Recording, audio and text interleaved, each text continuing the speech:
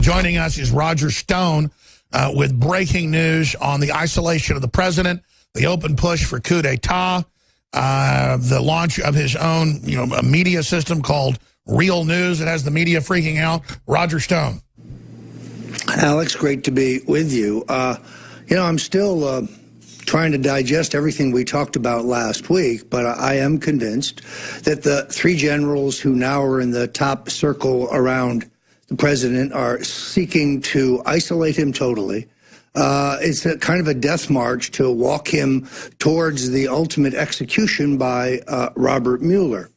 The president is probably relieved that the chaos that existed under Reince Priebus of the Oval Office being an open door, kind of like the Marx Brothers stateroom scene.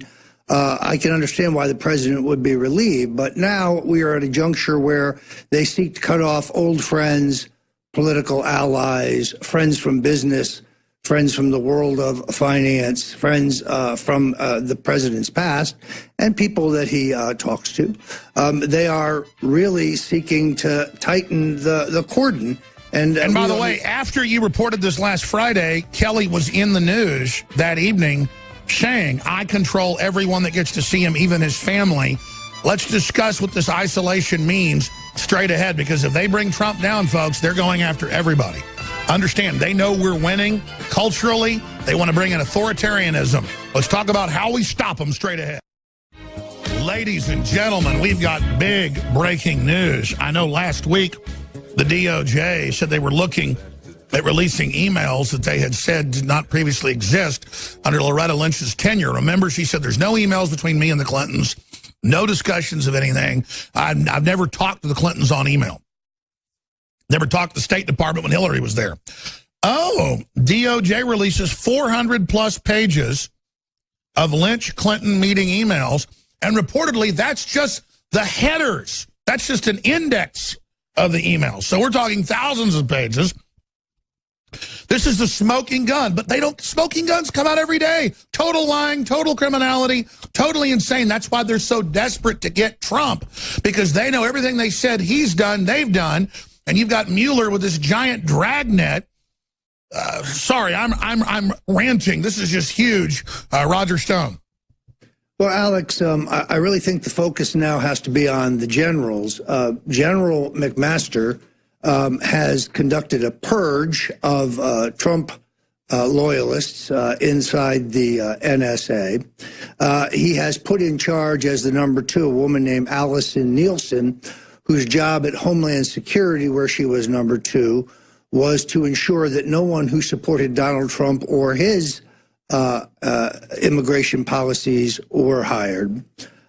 He has put into effect this arrangement with the other generals where I am told they have an unwritten agreement that no military order will be honored unless all 3 of them sign up, the usurpation of entire civilian authority. And I don't believe that the statement that the president put out has been seen correctly and in the right light. I immediately began to question whether the president had in fact seen the statement, given that he was in New Jersey and that was issued from New York. I now know the president was misled into approving a statement. He was simply told that some have attacked McMaster's for being anti-Israel. And as you know, Mr. President, he loves Israel, without mentioning that Mr. McMaster's recently said that Susan Rice had done nothing whatsoever wrong in her unmasking of sensitive surveillance material for political purposes. That's political espionage. And extending her national security clearance. These were 2 facts that my sources tell me the president was not aware of when he issued his hearty support for Mr. McMaster. So this is disconcerting. I say let Trump be Trump. I say that the idea that he is incontinent or needs a handle is ridiculous, but sources tell me that the president was not happy with stories he read that said that General Kelly was seeking to get control of the president's Twitter feed. The president's Twitter feed is his province, isn't being written by some punk staffer or some military guy. This is Donald Trump's lifeline to the American people, and the general, I think, may have made a mistake in his efforts to attempt to close it. That is powerful information, because he was in the news being quoted talking about Trump like he was some, mentally retarded kid that you have to keep in the basement. Very sickening, arrogant statements. And I wasn't sure Kelly said it. I mean, CNN lies so much that either Kelly said that or he didn't say it. But regardless, implying that the president was being isolated for his own good and saying that he was no longer going to be on his Twitter alone, but would run it past Kelly. Again, I mean, these people are arrogant, just like McMaster would run around and say, we're going to topple Assad a day after Trump said that we weren't going to topple Assad, and then he had to walk that back later. These people are like whack-a-mole. They keep popping up like bad kids just to see if they can score points with the mainstream media. Who wants to score points with this dying dinosaur edifice? Well, and let's face it, when Congressman Adam Bull Schiff comes forward to heartily endorse the leadership of General McMaster, I think that tells us all we need to know. The globalists stick together. McMaster is allied with the other two generals this is 7 days in May. This is an effort to lull the president to sleep, cut him off from his most loyal supporters, withhold the truth from him about his government, try to deter him from doing any damage before they can take him out. In this case, defined as walking him slowly to the gallows that are being constructed by Robert Mueller. And of course, 7 Days in May was a Hollywood piece, basically the same year as Dr. Strangelove came out, dealing with the same type of out-of-control rogue generals and deep state starting a nuclear war. We'll be right back, ladies and gentlemen, with more with Roger Stone. I'm Alex Jones. On the march. The empire's on the run. Now, I don't watch a great deal of Fox. When I'm on the elliptical in the morning, usually 30 minutes, I'll watch a little bit of that. Then I'll listen to music when I'm lifting weights for another 30, 45 minutes. And then we have monitors on basically in 5 different areas of the office that have CNN, MSNBC, C-SPAN, Fox, and we kind of monitor it. But every time I turn Fox on, if it's not Sean Hannity or Tucker Carlson, they are just backhanded attacking the president. Oh, he's lazy, he didn't get anything done. Oh, but it doesn't matter. He just says, he hates the media. He's a one-trick pony. Ha, ha, ha. It's bad. And you can see the people do not like what they're saying. They do not like the talking points they've been given because it's suiciding the ratings. Now, we first reported back in July they were going to get rid of Roger Ailes and a coup. The brothers were, because they want to sell Sky News for $40-something million. And in the UK, they want to allow that sale to go through if it's involved in hate anywhere else in the world and a bunch of other stuff. But they've gotten on board. They think they're going to beat Trump. They think they're going to beat the nationalism. They think they're going to beat Make America Great Again. They think they're going to get their carbon tax and their open borders because they're committed to it. And they're classically in ivory towers in their own world. You read Ministry of Defense, Pentagon analysis, others, they say populism is going to take over, Renaissance is going to explode back, but then there's going to be big wars because of AI, overpopulation. There is overpopulation in many areas of the world because we've not allowed clean industry to come in. Currently, we're overpopulated in the many areas, and it's just going to be just an absolute bloodbath. So we're going to defeat modern globalism and the plan of David Rockefeller and the UN and their family and this corporate idea to loot everybody. But we're still left with a bunch of problems. It's not like we're offering some utopia. And so Roger Stone is our guest. He brought a clip to my attention of this pundit on Fox News saying, oh, well, Kelly's real measure will be, can he stop Alex Jones's information from getting the president? Because, see, they've gone from, oh, look, the president's crazy, he gets Alex Jones's info, to trying to ignore that and just hope it goes away. Well, let me explain something. The only reason the presidents listen to me on occasion is common sense. before he was president. They just stole the nomination from Bernie Sanders, even though he won all those states. They're going to steal it from you. And there's some memos that have been put out by the Democrats for talking about wanting to federalize elections to stop the Republicans from ever, becoming the dominant party. And then you give people the info. The Democrats are talking about it. Obviously, Trump listened, went and checked the numbers of 3-point-whatever million illegals voting in the last election. He brought all that out. It's all been proven correct. So that's what they can't stand, is the fact that I communicate with the president through you, communicating with him on Twitter, through you at the rallies, through people close to the president, and I'll just leave it that way. They can't stand it. And they want Hannity off just because, more than anybody, 1 hour a night, if he's not giving a speech or whatever, he has them DVR it, when he gets back at midnight, he gets out the popcorn and turns on Sean Hannity. Major bromance going on forever. So Hannity's talking about all the coup and murder the president info, and because the globalists are saying it. So they want to prepare their coup, talk about 25th Amendment, talk about killing him, talk about blowing up the White House, and then not have us talk about it on forums that get to the president so they can organize all their people and normalize it. But then separately, they don't want us warning the president, oh, hey, 5 times this week, Clapper says he wants you to be overthrown. Oh, look, on and on and on. Oh, Al Gore just bragged on the Late Late Show that you're about to be overthrown. So that's why they had the Washington Post a month ago saying Hannity has now got into Alex Jones territory. Look, he's crazy. He claims there's a plan for COG to overthrow. He got it from Alex. And then they don't show that it was in Atlantic Monthly. So he didn't get it from me.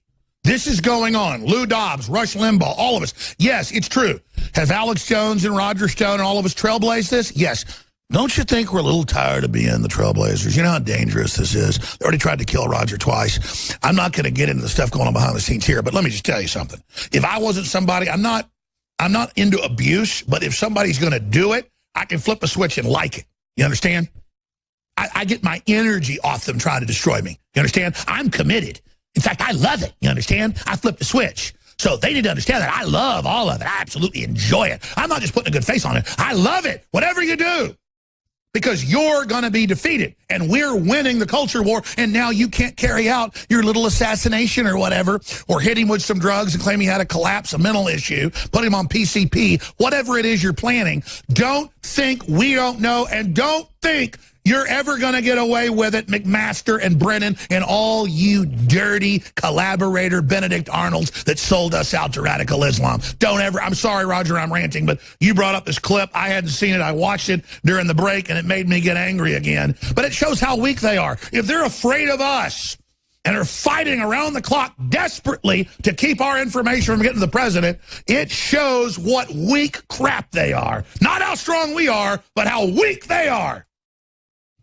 Well, Alex, I think it's a two-pronged strategy. One is to try to cut off all access to the president so that he doesn't watch InfoWars, doesn't read Breitbart, doesn't see the Daily Caller, isn't watching Town Hall and a dozen of others sites that he did avidly follow during the campaign. So he's on a steady diet of Fox and CNN and the 3 networks.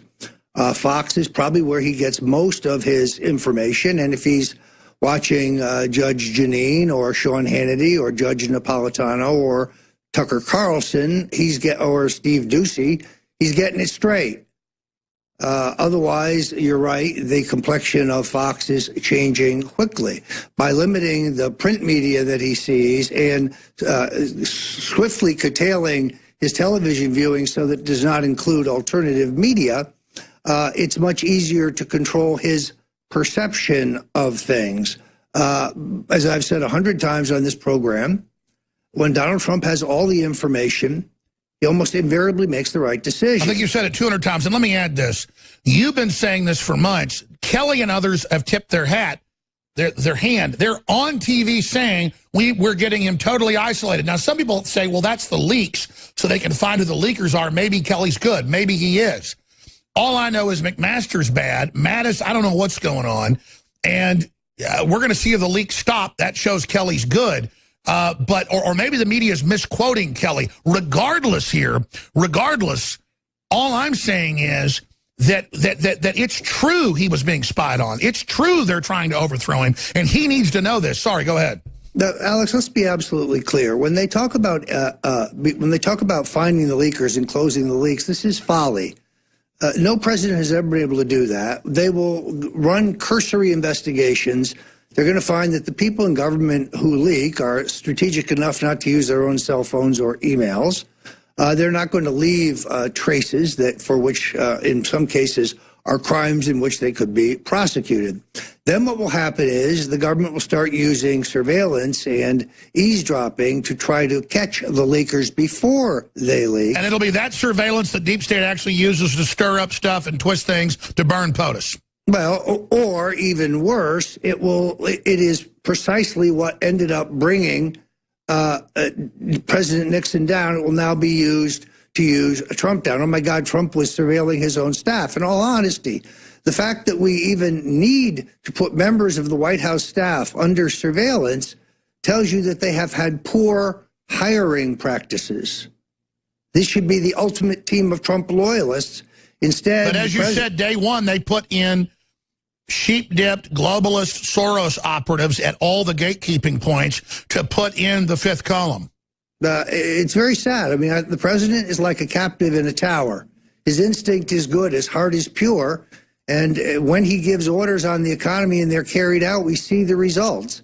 He's being told things selectively so they can, in my opinion, lull him to sleep about the danger of Mueller and what he has in store, and to try to mute his corporate tax cut back to something meaningless, to stall as long as they can on the wall, and otherwise just run the clock out, hoping that the Democrats take the House in 2018, and then anything Mueller dishes up can be used as a phony excuse for impeachment.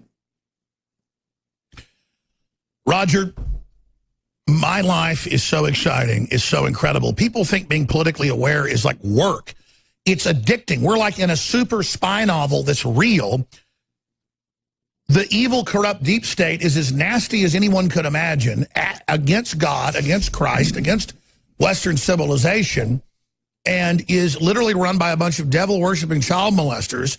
And we're kicking their butt. Our audience is kicking their butt. They're trying to shut us down. We have this beachhead, but it's like watching your favorite football team at the Super Bowl in sudden death overtime, and the kicker is about to kick the field goal from 47 yards. You know, he only makes this 10% of the time, and it's a winless day, so he's got a shot. But it doesn't just go for 10 seconds. It goes on day after day, week after week of just sudden death overtime. They get the advantage. We get the advantage. I get chills just constantly now of how epic this is and how they admit they're trying to isolate him in the news. And everything you've told me is just dead on in my other sources.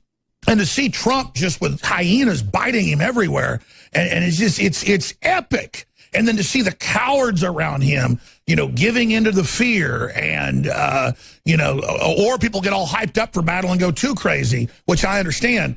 That happens to me. I mean, this is just such a historic time, such an amazing time.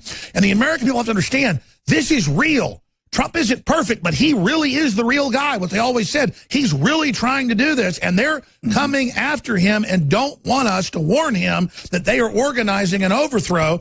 And as you said, Mueller accelerating this grand jury right out of the swamp, right out of the loins of the D.C. swamp. I mean, this is just ridiculous. Well, and sadly, I must tell you, I am most disappointed in Steve Bannon, who I have defended on this very program, and whose worldview I probably more closely adhere to than that of the globalists. There have been many occasions in which Steve has not stepped up, but in this case, I think he has thrown his lot in with the generals. He was the guy who recommended Kelly for Homeland Security, got him inside the fort. He helped undermine Trump loyalist Anthony Scaramucci. We know that he called Drudge last week and asked him not to post the stories regarding McMaster defending Susan Rice, saying she had done nothing wrong when she was engaged in illegal political espionage. Wow, that's quite a claim. I didn't know about that. I'm not saying you're making this up. How do you, I mean, you were told that he called Drudge last week? Yes, I have that on a very good authority. I also, so I think it is unfortunate because evidently Brother Bannon does not understand that the deep state will eat him last. Well, let's explain this. Let's explain this because the media spends that, oh, McMaster, between the Young Turks, CNN, the whole Soros thing, defending him like he's Jesus Christ, returned to earth in the second coming on a silver platter, the little baby McMaster, little golden, creature, President McMaster. And then you look at it and you pull back from it. It isn't just that, oh, it's normal to give a former national security advisor a clearance so you can talk to them. No, he's defending her, saying the illegal spying, saying the unmasking, saying spying on the president, candidate, his family, all of this illegal crap is okay. He's there literally, publicly massaging one of the great enemies. I can tell you definitively right now, Alex, the president has not been told that the UN ambassador Samantha Powers unmasked dozens of people, according to my sources, although he may have been told that this afternoon. It's a perfect example of the kind of information the president needs to have, and here is why.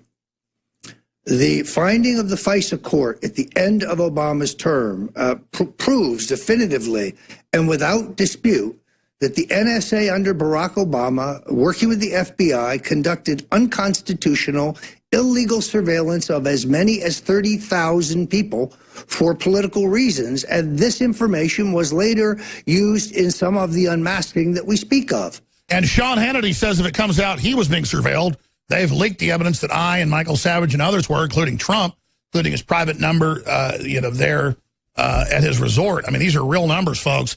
So Hannity threatens the lawsuit of Obama administration. I was masking him. Go ahead. And it is absolutely true, Alex, that your phone calls with the president were monitored, or then candidate were monitored. My phone calls with him were monitored. I assume that our phone calls after he became president were monitored. There's no probable cause here. I received this week, I accepted service in the phony lawsuit where Obama is suing me, Obama and the Obamaites, with this fake claim yet again that I somehow colluded with the Russians. And it's a classic post hoc ergo propter hoc case. In other words, because you knew things, that meant you made them happen or that you did them. It's a total fallacy. It's like a compendium of incorrect reports that have been reported into the fake news, pasted up to look like a legal complaint. They have less than nothing. It's a vomit jerk. They all vomit into each other's mouth, and then it goes in circles into perpetuity. Let's play that clip, so I forgot to play it, from Fox this weekend, talking about Kelly needs to isolate the president from you-know-who. Master has, I believe, 3 stars on his shoulder, but his military bearing hasn't protected him from a campaign of vicious leaks coming from people within the White House who regard him as sort of a sellout on foreign policy. Kelly has to get, he's got his hands on that problem right now. And I think a lot of people inside the staff are looking to see if he can really get control of it. Because if he can, well, then I think he'll have established his authority and people will do what he says. But if somehow people find ways to work around even John Kelly, if the back channeling directly to the president and sending him memos that, reflect the latest Alex Jones conspiracy theory continues, then I think Kelly still has a problem on his hands. And so I love it. Conspiracy theories, like everything you're doing. Oh, Mr. President, here's 5 articles where they're saying they're going to kill you. Yes, sir. Here's articles where they're going to federalize the election and steal it from you. Trump comes out and says, don't federalize it. And then Obama runs out and says, that's made up by Jones. Turns out he had the executive order ready and still signed it, but after.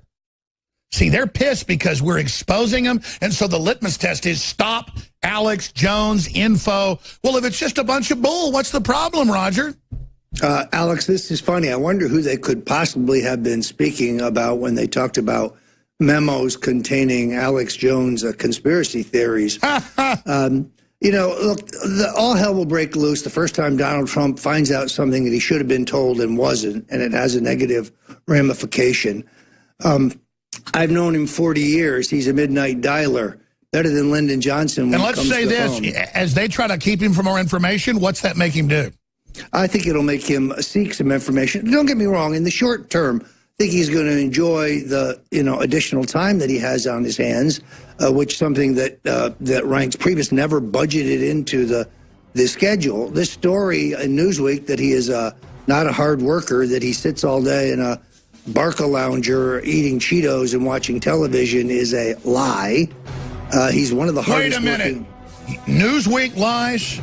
Come on. I think they ever even told the truth. They are news fake or fake week. Thank you, Roger. We got key stuff coming up, folks.